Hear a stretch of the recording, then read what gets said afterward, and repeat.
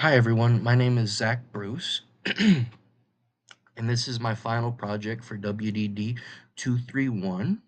My website is called RideSmart. You can probably see it. I'm attempting to share it now. And my website is called RideSmart. You can probably see the home page right there. It's a 3-page site designed to help new motorcycle riders learn about safety and maintenance. I'll start by showing you my learning and tips page works. Well, how it works. So I'm gonna load learning and tips right here. As you can probably tell, all these cards are generated with JavaScript. They come from a JSON file, or JSON data file, not hard-coded HTML. Each one shows an image, title, and category. And as we can see, I'll scroll through here. I apologize. I'm trying to work my script and properly scroll through, but I'll scroll through here and show you a little bit of everything, a little bit of each card. And also, when we click Read More, a module pops up showing more detailed information from that JSON file, like the title, category, and description. I also made the module close when you click the little X or outside the box. There we go. I demonstrate closing there for you. So now I'm going to switch to GitHub, and I want to show you my learning.js. Because I want to show you how it works in the code. Here, I'm using a fetch API to load my tips.json file. Uh, I've also included a try style error check, so if the file doesn't load, the site won't crash. But let me just scroll through learning.js for you slowly. I really wanted to show you the fetch API, but aside from that, you can just get an idea of how everything is working. I'll scroll down once slowly and scroll back up slowly. And for what it's worth, I also wanted to show tips.json.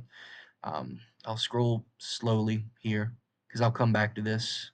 But just for the time being, I'll scroll slowly down and scroll slowly up again.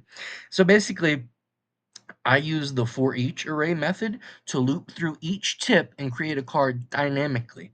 You can see there that I used template literals to inject data like tip title and tip image directly into the HTML. I also use DOM manipulation and event listeners to attach a click event to each read more button, which calls the show module function that displays the pop-up. Lastly, I use CCS Grid to organize the cards into a responsive layout and made sure all images resize nicely with object fit cover. Basically to say the whole page works on both desktop and mobile. Of course, I'm on my laptop, but whatever. So I'll go back to the website here and I'll just show everything a little bit more because I've done a lot of talking. So I'd like everybody to be able to get the chance to see what I'm working with here. Um, let's click around a little bit. Contact page. I'm just going to test it. And we'll just say it's cool. Sorry. But we're not going to join the mailing list. Awesome, awesome. Let me go back here and go back again. Go to the home page. But in closing, that's my final project, a simple but functional site built with HTML, CSS, and JavaScript. I would like to think it meets all the requirements for dynamic data, async fetch, array methods, event handling, modules, and responsive design. Most importantly, though, thank you for watching my demo.